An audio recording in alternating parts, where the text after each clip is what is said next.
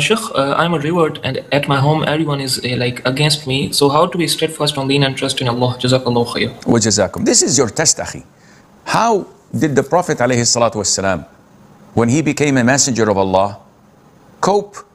And how did he deal with all the country around him, all his fellow tribesmen, family, cousins, relatives, friends, and normal people in the community?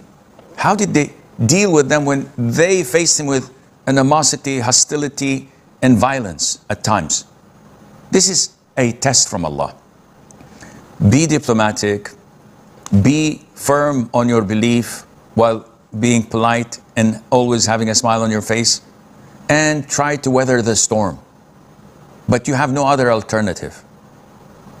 They will always be like that until they see that your transformation is for the better and that you are a better person being a Muslim than you were before, and when Allah Azza wa Jal throws the light in their hearts. Long time. I have one question, and I am sincerely seeking knowledge and no bad intentions. Why is it necessary to call ourselves Salafi, Ahlul Hadith, Ahlul Sunnah, while the Prophet and Sahaba called themselves only Muslims? I have heard from many shuyukh that this calling name is done to distinguish us from Ahlul Bid'ah and Ahlul Shirk. But my question is, at the time of Prophets, there were Munafiqeen, the hypocrites. At the time of Sahaba, they were Khariji. But yet they stick to calling themselves Muslims. Please clarify my doubt, Sheikh. Akbar Bhai, do you call yourself Sunni or Shi'i? Akbar Bhai. Yes, Sheikh. Do you call yourself Sunni or Shi'i? Right now I am seeking knowledge and I call myself only Muslim. So if someone says, are you Sunni or Shi'i, what do you say? I say I follow the Prophet's Sunnah. You did not answer me. Are you Sunni or Shi'i? Sunni. Okay, khalas. Was the Prophet Sunni or Shi'i? Sunni.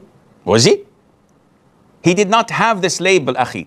So, to answer your question, you are 100% correct that the Prophet ﷺ and the companions and the Sahab and the Tabi'een, they did not label themselves as such simply because these deviant forces or sects or cults had no weight and had no presence. So you don't look at them except as you look and regard them as insects. You don't pay attention to them.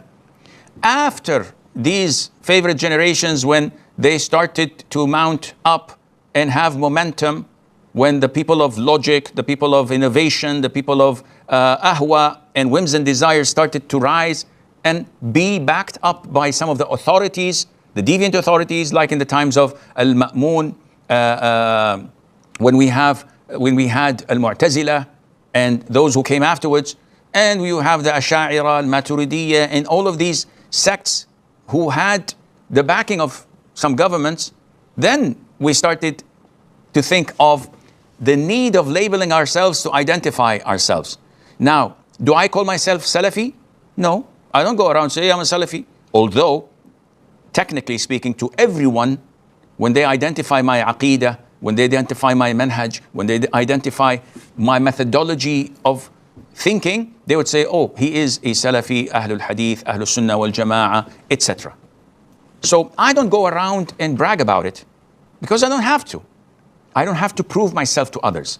But as I've asked you, when you come to a fork of the road and someone says, are you this or that? You wouldn't say, no, I would identify myself as a Muslim. Someone asks you a blatant, straightforward question. Are you Salafi or Maturidi? What would you say? Of course I'm a Salafi. I follow the methodology of the Prophet ﷺ, his companions, the Tabi'een and Tabi'it Tabi'een. Now you, on the other hand, who are you following? He dares not to say the Prophet, the companions and the Tabi'een, because he knows that he's a liar. He says, I'm following Ibn Kullab, I'm following Al-Ash'ari, I'm following this, I'm following that. Then, with all due respect, there is a difference. So, you don't go around carrying a label or a flag saying that I'm this, I'm that. I'm a Muslim, full stop. But when the need arises, then you have to identify yourself and tell people your belief without any shame or without being embarrassed, because we're proud of being the followers of the Prophet alayhi salatu wassalam.